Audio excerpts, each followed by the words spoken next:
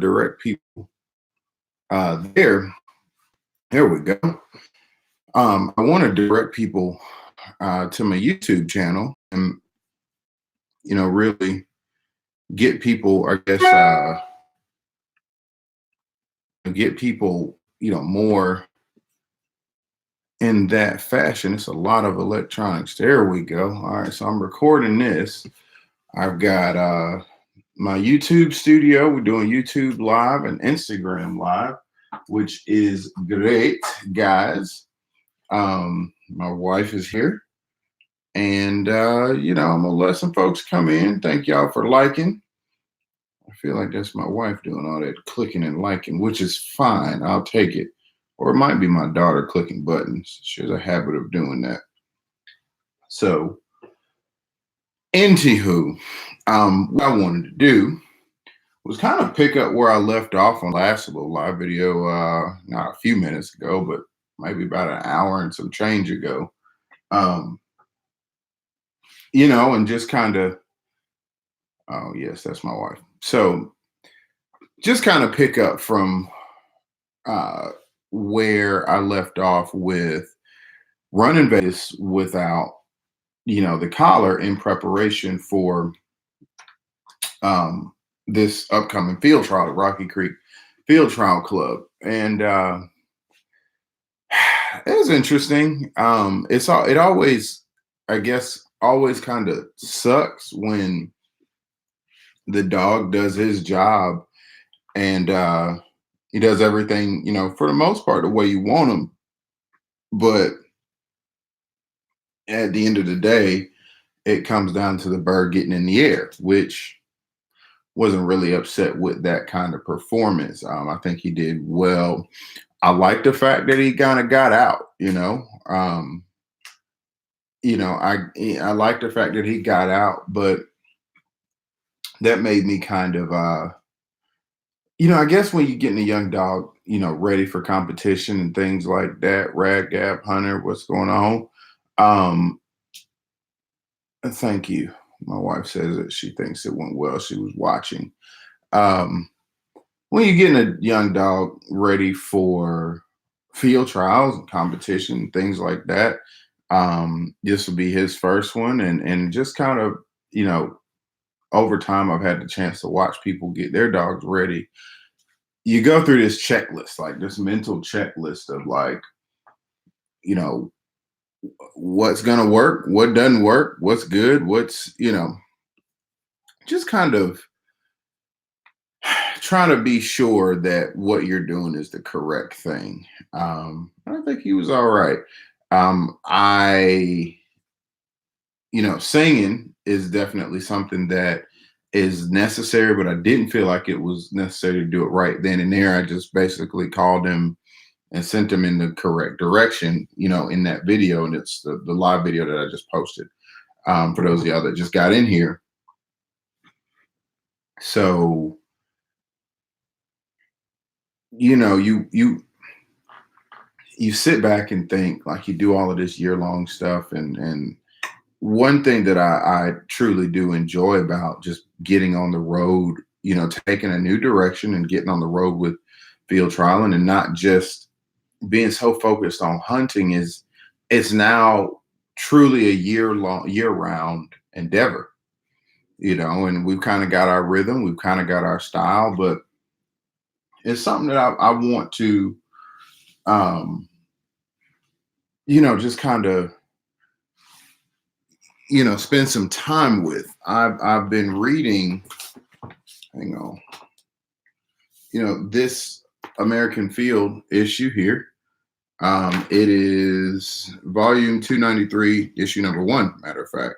And what I really like about this particular issue is the competition that's going on between two major dogs right now, Valiant and True Confidence. And this was the competition that we're talking about was, the competition that we're talking about was the Quail Championship Invitational in Paducah, Kentucky. Now, y'all can see it. That there is a beautiful dog. I'm just really, really enjoying Valiant, and I would really like to see him run one day. I also want to see True Confidence run, but I'm going to spend some time studying those dogs and the traits that they have. But right now, as I'm reading through it, it just seems like they're duking it out, man. And I'm looking forward to instances like that. Um, so we went down to in preparation for this, we went down to a good friend, now Daniel Howell's property in Campbell, Alabama, which wasn't that far from here. It was actually 3.5 hours away from me. So we went to Campbell, Alabama, and his family farm, and we had a good old time. And he basically just opened it up to me and was saying, whenever you need to come down and work dogs, great. And another one of those things on the checklist was getting just horseback, which was very, very, very interesting. I didn't know what to expect, but that little dog showed out, man. Like, he definitely showed out and showed me that he had the motivation, to work through any kind of hiccup. And we didn't really have any hiccups. That's the thing. Like, he kind of looked at the horse, and I could tell he was kind of like, oh, you kind of big. He kind of up downed him a little bit, squared him up a little bit. And as we got moving, it was good that we released two other dogs that were also familiar, with horseback. So that way, he kind of had an idea, and he just took off with them. It was Tom Hennis. It was his horse, and his horse is actually the one I will be riding during the Rocky Creek trial.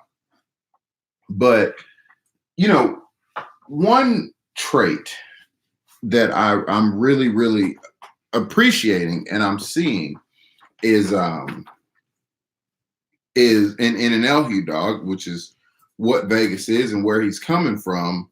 I was reading, and I'm gonna just kind of pull out some stuff for you guys. So this article here, Standing Alone, I was reading it, and it was a story by Tom Davis. You get a chance to see, all of these Robert Whaley and stuff like that. Well, one of the things that I'm looking forward to having in an Elhew dog, or a dog of Elhew lineage, is the ability to adapt from foot hunting to horseback. And that's something that I really, really, really was not worried about. Like, I don't want to make it seem like that, but it was something that was in the back of my mind. And something that you always, when you're getting in these horseback trials, and I don't own a horse. So, the whole process of even getting there is its own beast. But then when you get access to these things, now you got to worry about the dog acting right. Like you get in, and then now you're worried about, like, okay, well, what is he going to do when we get there? Well, little buddy shot off, man. And so we were going, for me, it had been some time since I last rode a horse. It had been like a couple of years, I think. My wife and I, we had just started dating, and I took her out horseback riding. That was the last time I had rode a horse. That was 2-3 years ago, might be even longer than that. But anyway, in that ballpark. So, we got to going, and riding a horse wasn't all that unfamiliar for me, but riding a horse with a dog in front of it, and all we've been doing is foot hunting this whole time. You just kind of worry, and so you're handling here, and you really get a chance to see, because your hands are kind of occupied. You get a chance to see how your dog responds to your voice, especially at a longer distance. And that is where, that short work comes in, where I've got a pinch collar on them. I've got a check cord and all of that stuff on them. And, we're just really kind of, making, here we go. Sorry, I paused. But we're just kind of making the most out of that formal yard work, getting him to understand controls and stuff through my voice before we got on the horse. All of that stuff, it was building up. So, I look back and think about this last year with Vegas, man, and it has been a fun ride. Like, it's been a very, very fun ride. Um, and I think I got myself a very, very receptive dog. Something about that nurturing, man, Um, and it really goes back down to getting that dog on day 49, um, and a 7-week-old pup, and taking him home and making sure that he was, on that barrel, for at least a few seconds when I first got him, building that up, and getting all of this stuff, and then taking him down to Thomasville for, for to as a self check. Sometimes you got to run with pros and the guys, the old heads that have been doing this for a long time. Um, to see, and then we get on Tom Hennis's horse, and Tom was like, okay, I think we might have something going. So I feel like we are ready for the Derby trial. I'm gonna say it once and I'm gonna say it again. Whatever happens when I'm on that horse and I'm behind the dog and I'm just, watching and making sure he stays ahead, whatever's gonna happen when that dog locks up on point, and the bird is sitting there, you know, that's between that dog, that bird, and the God in between the two. You know, there's a point where you have to be okay taking your hands off the reins, so to speak. No pun intended. Like, you got to be okay with understanding that you've done the work. I'm a big believer in law of attraction. I'm not going to tell myself when we get out there, oh, I hope that my dog does this. I hope this. I hope. And it's not an arrogance thing. It's just, I know the work that we've done. And so going forward, I'm only going to, speak up. I'm only going to speak on to myself, placement or even a win, But most importantly, and Tommy Rice said this, most importantly, the thing that I need to be worried about is just getting out there and running a clean race. Having, birds, finding birds, getting out there and making the best of the entire situation, being in the moment. Um, you know, Getting down there this past weekend, it was a weekend full of just all kinds of bird work. I mean, it was more or less kind of a boot camp, if you want to call it that. Vegas got a chance to get out and stretch out, like really stretch out. Well, while we were riding with Tom, and Tom let down two of his young dogs that he'll be competing with, they had locked up on point, and I had happened to be looking down at my Garmin collar, and I was fiddling around with it or something like that because I somehow hit a button on it on accident, and basically moved it to what was supposed to be. If it were connected to another collar, it moved to that setting. So I was kind of looking down, we're riding that horse. I'm looking down, trying, flipping through it and getting it back set right.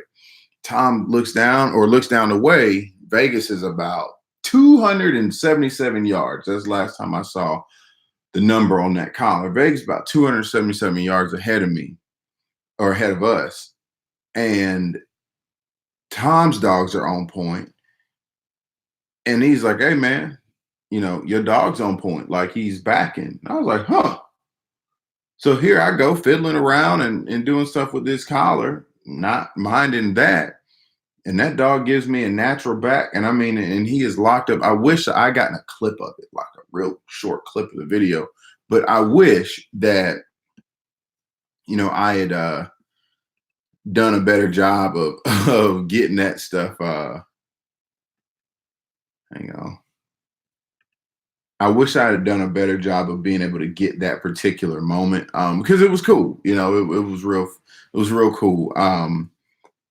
When he sat there, held his point, held his back, long enough for me to come in.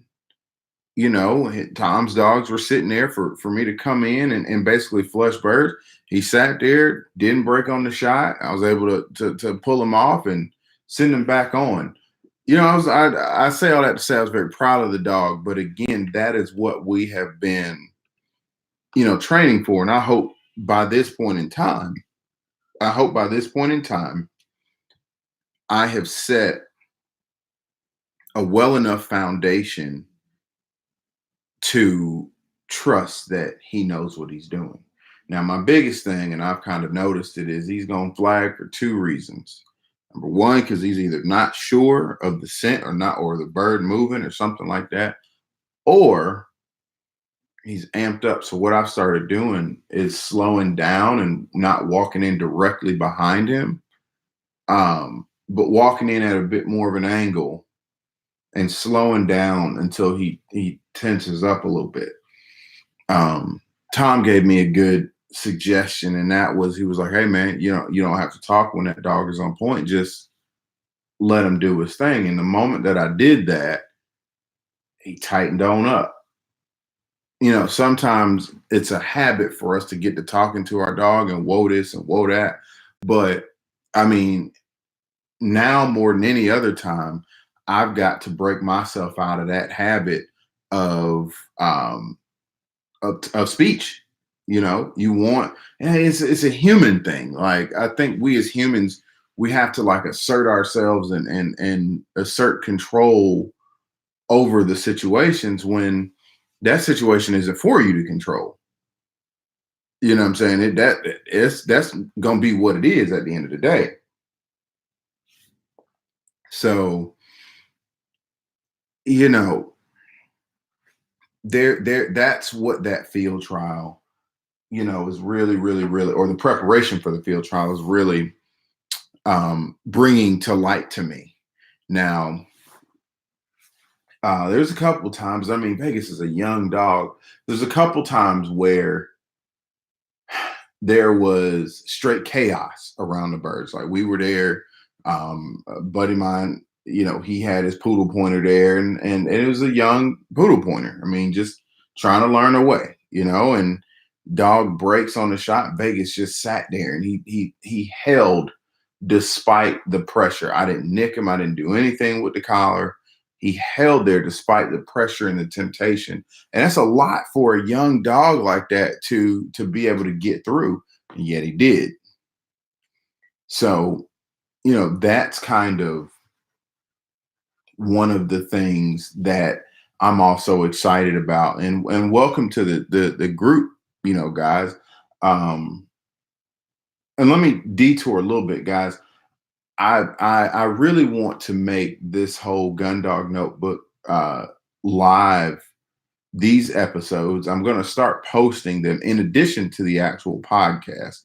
I'm going to rip the audio off of here and start posting these. But I always want to make sure this is more of a conversation and not just a rant or me appearing as though I'm, the know-it-all.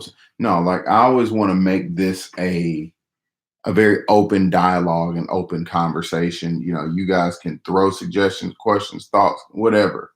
And then also, I've got a few new people in the room.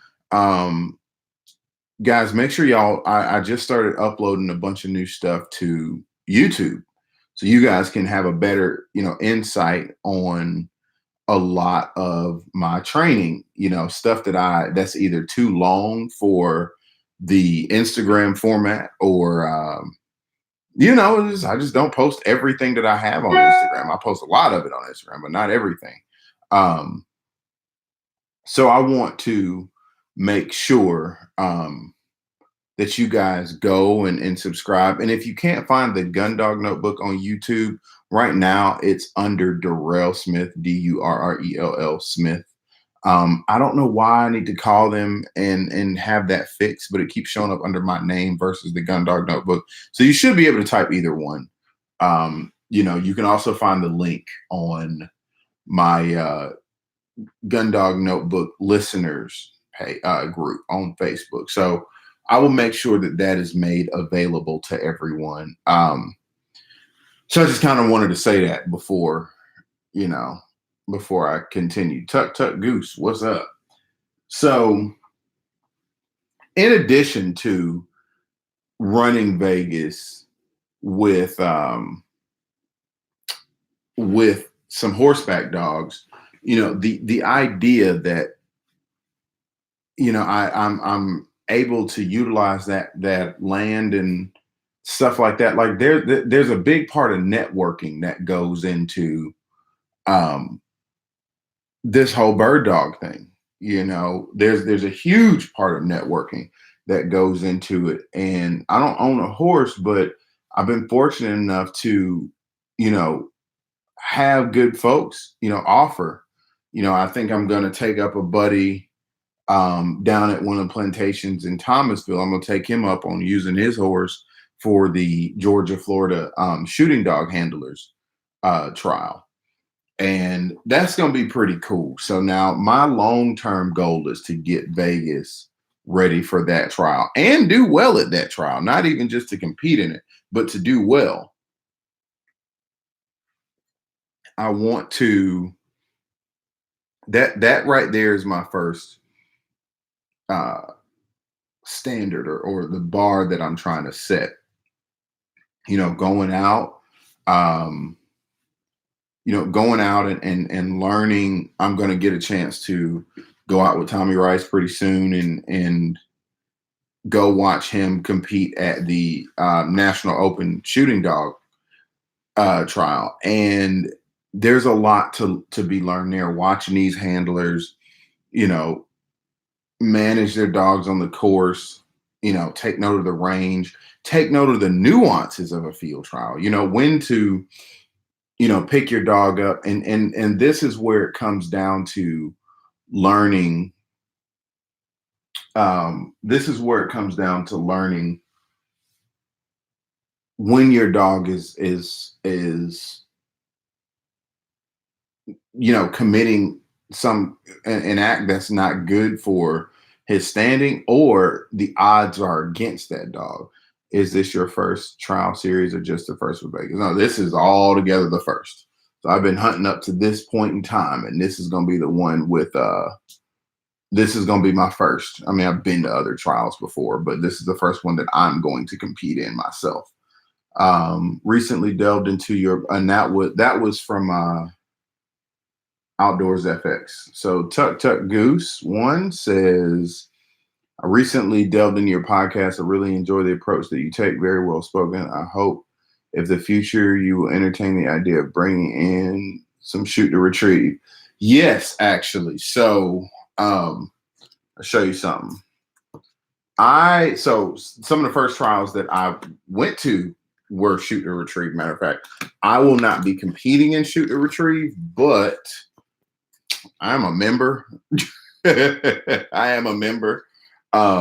So, and the way I even got the membership was kind of sporadic. I was going and a friend of mine asked me to come out and shoot for him. And it was the Alabama NASTRA. What we're talking about is NASTRA, NSCRA field trials. And it was fun. It was very fun. I didn't miss none for him. I didn't miss no birds for him. But so I'm with this new platform of going into field trials. I don't want to just limit it to American field. Now, yes, will it probably and very likely be predominantly American field? Absolutely, because that is just fundamentally what I'm interested in. And it's the original, the original trial setting, venue. But I don't think it would be fair to say, oh, I'm only going to do American field. Well, no, there are retriever field trials, there are spaniel field trials, there are shoot to retrieve. That I think those guys have a a voice, and it seems to be a very up and coming voice. There are a ton of different field trials out there, and I want to really shed the light on a lot of them. It helps me learn. It helps you guys learn. It brings good exposure, to the whole industry. And I really want to cut down the this is better than this because of this reason type deal. It's all on what you decide to run your dog in. Now that don't mean I'm not gonna talk a little trash here and there. That's kind of part of it too. Um, and then even being in Georgia, there are down in Thomasville, there are a number of field trials that aren't even sanctioned by American Field, like the Georgia Florida Shooting Dog Handlers Club. I'm a member of that, and they're not a American Field sanctioned trial. So I've been to enough and seen some things to where I know what I'm aspiring to. Um, the books that I read and things like that, this God knows all the research that I'm, just interested in looking up stuff like that for whatever reason. They all kind of lead back to American Field. When it comes down to field trialing, the first man started, the first competitors started a field trial fundamentally to say, look, my dog is better than your dog. That's what, and because my dog can find more birds than your dog. And I think there's a positive way of going about doing that, Tuck Tuck Goose. Well said. Everyone has their sport, man, but the generation of upland hunters is not growing with young people. As upland guys, we can change that by coming together. I absolutely agree. And that goes back to the misconceptions of field trials. Like, to me, being the competitive person that I am, I've mentioned a number of times before, I ran track in college. I played competitive sports my whole life. I was a big soccer fan. Feathers and Faye. I saw Wes Hansen from a Release podcast on here too. That's a couple of people I'm talking and not saying hello. But thank you all for joining. But anywho, like I said, I grew up competing, my whole life. And, it's one of those things where you can do something for fun. Plody, I just got your text message. We'll talk about that. But you can do something for fun and you can take it to the next level. For me, being in the competitive atmosphere, it gives me more to look forward to, especially when the hunting season's over. Like, I've gotten to the point now where I'm not heavily concerned about killing birds. Like, y'all see, there's quail back here, quail over there, in my corner. And I really appreciate those birds, and I like what it does for my dog. It appears to me that my dog likes quail just as much as I do, if not more, because his posture on point is a whole lot better. Pointing quail than it is pigeons, and that's cool to me. But the competitive nature of field trials is very interesting to me. To be able to sit and say, again, I won this, I won today. That's cool. I think there's merit to that. So Mr. Joe Plody just texted me as I was talking about I hate pigeons in the last live video. Vegas did his job. He pointed, it wasn't perfect because the pigeon decided it didn't want to get up. Now I have this weird aversion to pigeon launchers. I have a launcher. I like them, but I don't always use them. And to be honest, most of that comes from the people I consider mentors and them not using launchers. So part of that is just, I guess, learning. When you've got a teacher and he says it this one way, you can always improve. But I'm kind of like, I probably should have brought that launcher out there, and I'll very likely do it tomorrow. I'll do a live video tomorrow.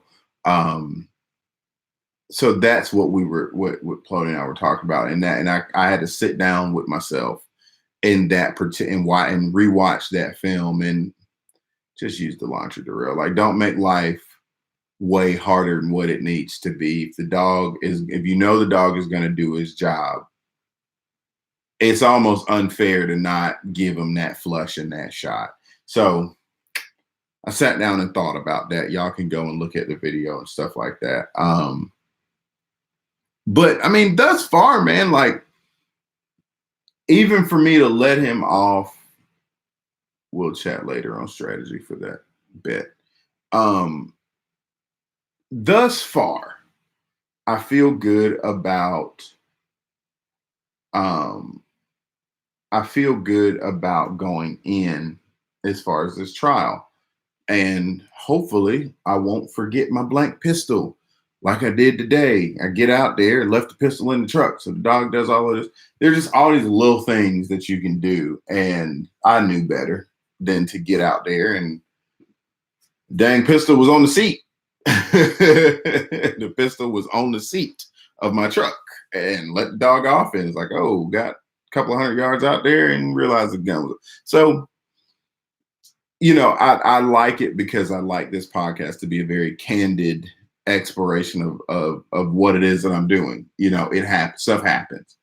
But fundamentally, at the end of the day, I feel good about my dog going into this trial. I just do. And I'm looking forward to a few more. Now, as far as guiding, I gave Birds Plantation the green light on guiding. Reason being, I wanted to go out and run one of their dogs and get to know at least one of their dogs that I'll be out there running. Until I get my young dog and get her up and get her broke, which is going to be a whole nother year's process. I'm still going to start guiding from, bits and pieces of February all through March, train through April, all the way back to the next hunting season, a little bit after I get this dog. I need another pup to run. So what was cool was I was able to take their dog out and Vegas. My strategy for that was run Vegas first. I got 3 dogs on the back of the truck. Run Vegas first. Let him do his thing. Let him get his feet under him and stuff like that, and see and consider that phase 1 of the training. And he did well. There were some videos I uploaded onto my YouTube channel that you can see from that. Then phase 2 was to take Vegas out with Molly, the older dog, which also great.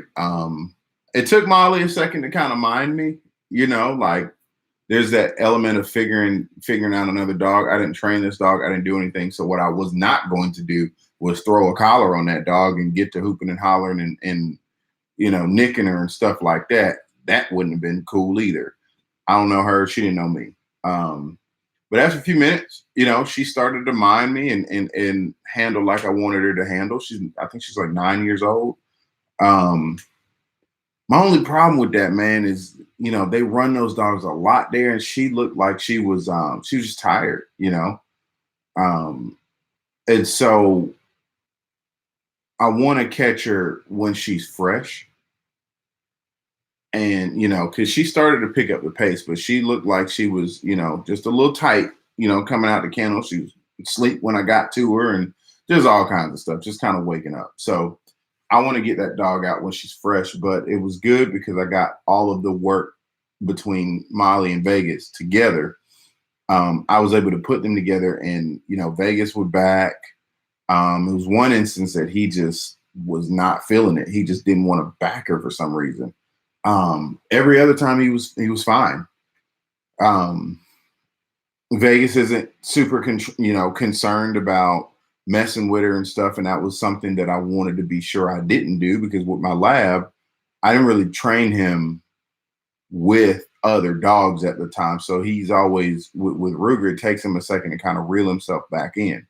Um, so Molly and Vegas worked well. There was a point where both of them were out of sight. And I go looking for Molly, and Vegas is off over on one side. And then next thing you know, hey, I get Molly back, and I'm looking for Vegas. And where is Vegas? Vegas is off on point. Cool. Sat there and held those birds. If y'all were logged in when I was filming it, it was pretty cool. Um, it's going to be interesting. Um, it's going to be very interesting when I do start running them, because Vegas is not allowed to break on the shot. And they allow, their dog Molly to do so. And I'm not about to undo that for them, or put any kind of extra pressure. It's not my dog. But, um, Vegas is just going to have to be sure to learn around that, basically. Phase 3 of the training was Vegas, Molly, and Ruger. So at that point, I let both of them go. We do the same thing. And then Ruger comes in, and Ruger stays at heel. I think for sake of just them getting acclimated to each other, like Ruger's acclimated to hunting with Vegas, but there's another element thrown in there, quote unquote, not a part of the team. So I'm going to run Ruger at heel with a pinch collar to start, and then I'll just transition to another e-collar down the road.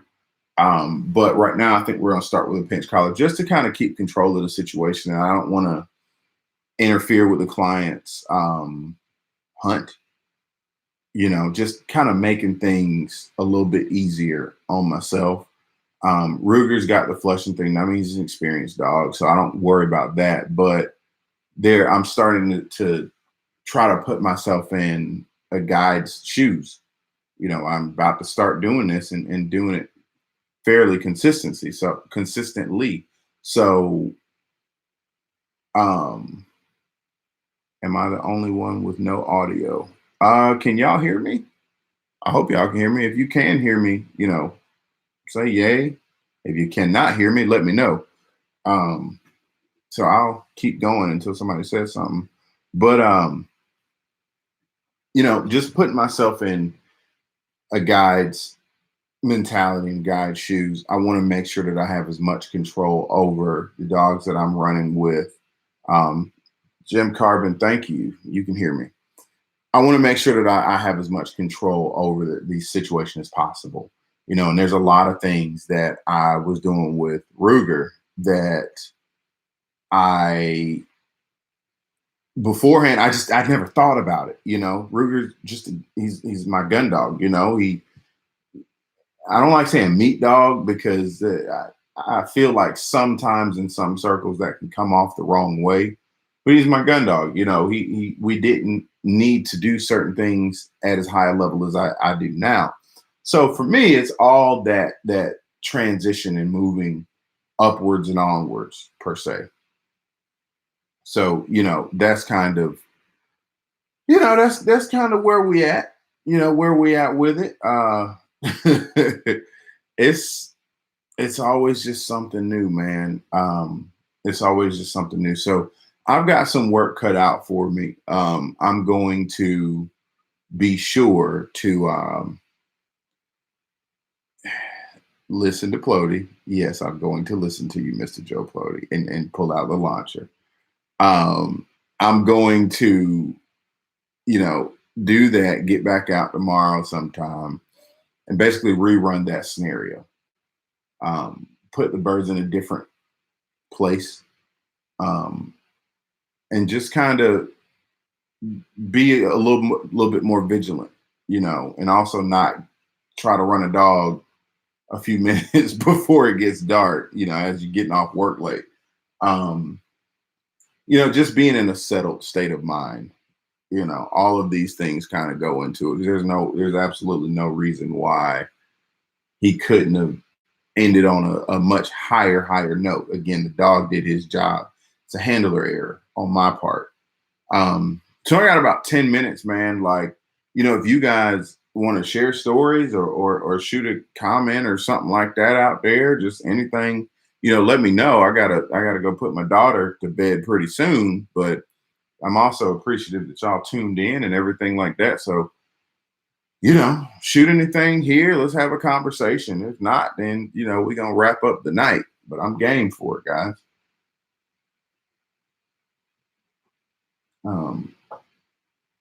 Like I said, I want this podcast to be as much of a conversation, and not so much a how-to,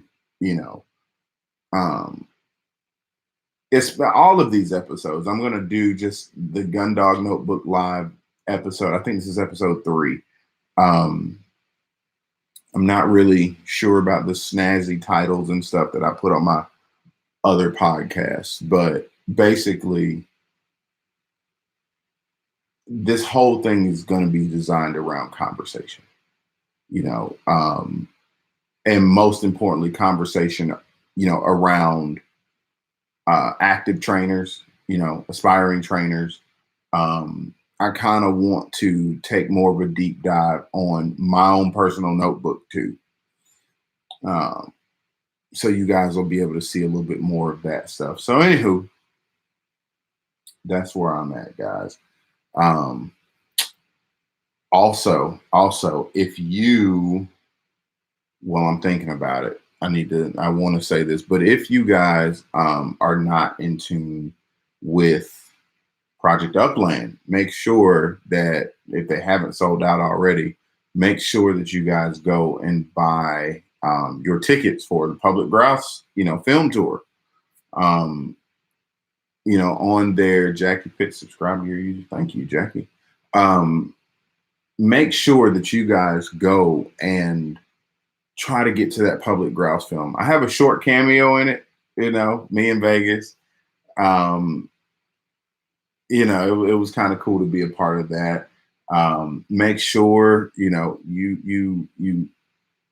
join Backcountry Hunters and Anglers, all of these organizations, Quail Forever, Pheasants Forever, all of that stuff.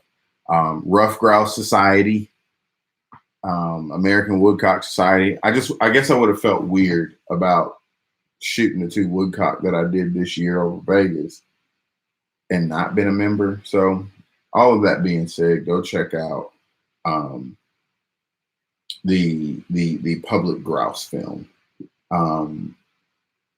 And I should have some very, very interesting episodes from podcasts coming up very soon. I'm just trying to think about everything that I got coming up. The folks who have filled out the mentor application, the updated version will also get posted this weekend. For the mentors, the mentee, I still need to update that too, and post that. I'm kind of a one-man band in it right now, so it takes a little bit of time. And I think that's it, guys. I hope y'all are enjoying the content thus far, and I'll make sure we get a better flush tomorrow. I'll make sure we get a better flush tomorrow, for Vegas, and we be be responsible with our dogs and our dog work, and not forget your blunt gun in the truck. So anyway, guys, with that being said, I'm going to put my daughter to sleep. So I hope y'all enjoy these. I'm going to do a lot more of these too.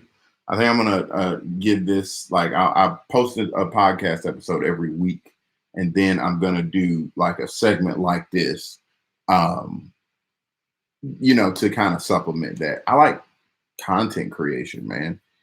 I think that's really what it's about. Will Thompson, what's up, buddy?